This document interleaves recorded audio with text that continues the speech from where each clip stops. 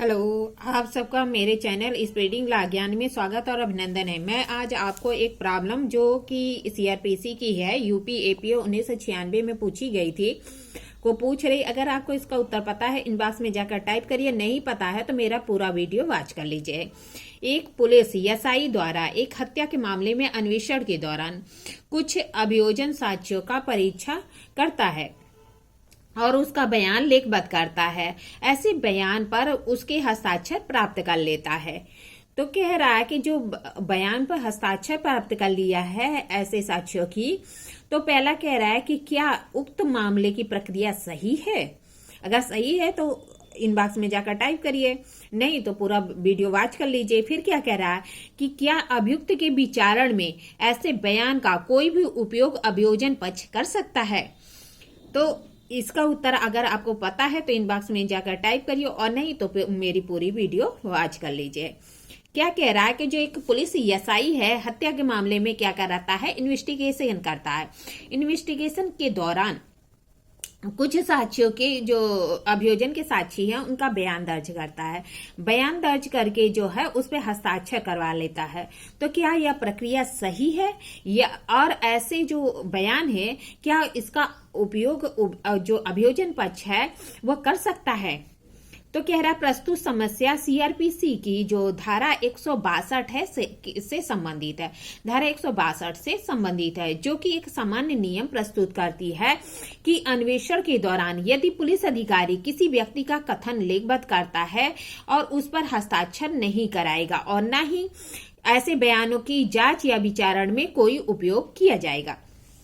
मतलब क्या कह रहा है कि धारा 162 है सीआरपीसी का एक सामान्य नियम बताता है कि अन्वेषण के दौरान जो पुलिस अधिकारी है किसी व्यक्ति का बयान जो दर्ज करता है, लेखबद्ध करता है, तो उस पर हस्ताक्षर करने के लिए बाध्य नहीं करेगा और न ही ऐसे बयानों को जांच और विचारण में उपयोग किया जाएगा।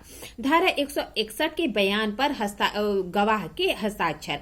धारा 161 सीआरपीसी में उल्लिखित है कि विवेचना अधिकारी इन्वेस्टिगेशन ऑफिसर इन्वेस्टिगेशन के दौरान मामले से परिचित व्यक्ति की मौखिक परीक्षा कर सकता है और मौखिक परीक्षा के पश्चात उसको लेखबद्ध करेगा। मतलब 161 क्या कहता है, 160 में जो है पुलिस अधिकारी क्या करता है कि व्यक्तियों को अपने समक्ष हाजिर होने के लिए बुलाता है और 161 में जो है बयान दर्ज करता है। तो कह रहा है कि 161 में क्या करेगा, जो इन्वेस्टिगेशन ऑफिसर है मामले से परिचित व्यक्तियों के मौखिक परीक्षा करेगा और मौखिक परीक्षा करने के दौरान करने के पश्चात उसके जो कथन है उसे लेखबद्ध करेगा। 162 का एक में उल्लिखित है यदि विवेचना अधिकारी अन्वेषण के दौरान किसी व्यक्ति का कथन लेखबद्ध करता है तो उस पर हस्ताक्षर नहीं कराएगा। अतः उक्त मामले में यह प्रक्रिया सही नहीं है। जो कि पहला खंड कहता है कि क्या उक्त मामले की प्रक्रिया सही है, तो यह ऐसी प्रक्रिया सही नहीं है। साक्षिक मूल्य।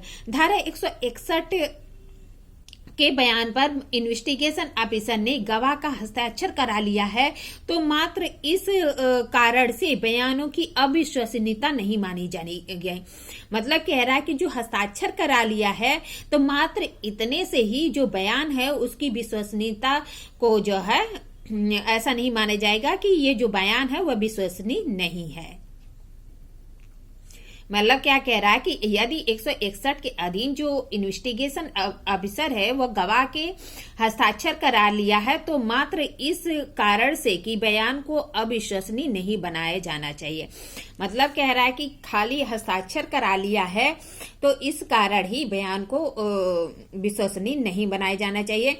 एक केस आई थी माहेश्वरी बनाम राज्य की 1987 इलाहाबाद की केस थी। इलाहाबाद उच्च न्यायालय ने कहा कि धारा 161 के अधीन विवेचना अधिकारी द्वारा इन्वेस्टिगेशन ऑफिसर द्वारा अभिलिखित बयान पर साक्षी का हस्ताक्षर नहीं कराया जाना चाहिए।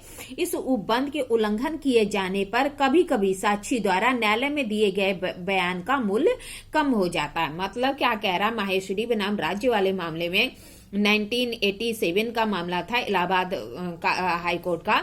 तो क्या कहा था कि जो 161 के अधीन विवेचना अधिकारी द्वारा जो हस्ताक्षर नहीं कराया जाना चाहिए था, फिर भी उसने जो है हस्ताक्षर करा लिया है। तो कह रहा है कि अगर उल्लंघन किया जाता है ऐसे नियम का तो कभी कभी साक्षी द्वारा न्यायालय में दिए गए बयान का जो मूल्य है वह कम हो जाता है।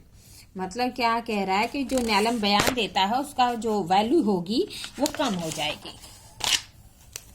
फिर क्या कह रहा है?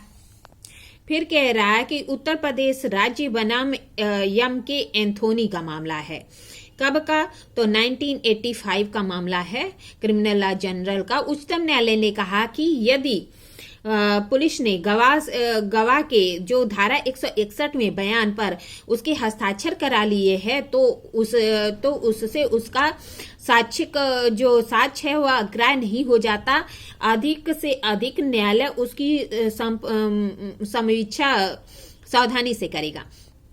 मतलब क्या कह रहा है कि अगर क्या है, उच्चतम न्यायालय ने कहा कि 161 का जो बयान है उस पे अगर हस्ताक्षर करा लिया है तो इतने से ही वो अग्राह्य नहीं हो जाएगा। मतलब क्या, ग्राह्य ही होगा।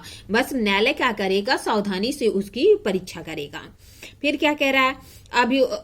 अभियोजन द्वारा जो बयान है उसका उपयोग। तो कह रहा है कि जब कोई बयान अन्वेषण के दौरान अभिलिखित किया जाता है तो धारा 162 सीआरपीसी स्पष्ट रूप से मना करती है कि ऐसे बयान पर हस्ताक्षर नहीं कराए जाए।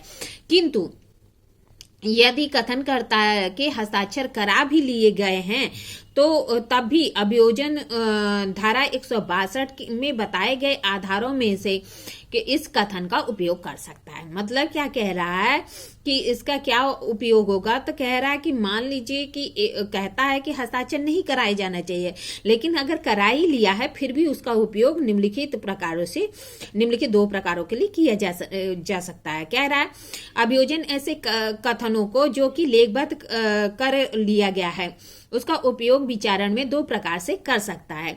अभियोजन द्वारा ऐसे कथनों का विचारण के दौरान मुख्य परीक्षा में ही बयान कराकर संपुष्टि किया जा सकता है। अब क्या कह रहा है कि जो अभियोजन है वह क्या करेगा कि विचारण के दौरान, ट्रायल के दौरान क्या करेगा, मुख्य परीक्षा में जो बयान कराया गया है वो उसको करा के संपुष्टि कर सकता है। एविडेंस एक्ट की जो धारा 157 है इसमें इसके संबंध में प्रावधान किया गया है। फिर कह रहा है कि और क्या करेगा? कह रहा है कि यदि साक्षी उन कथनों को जो कि मुख्य परीक्षा में इंकार करता है तो न्यायालय की अनुमति से अभियोजन गवाह के जो बयान है उसका प्रतिपरीक्षा में खंडन कर सकता है।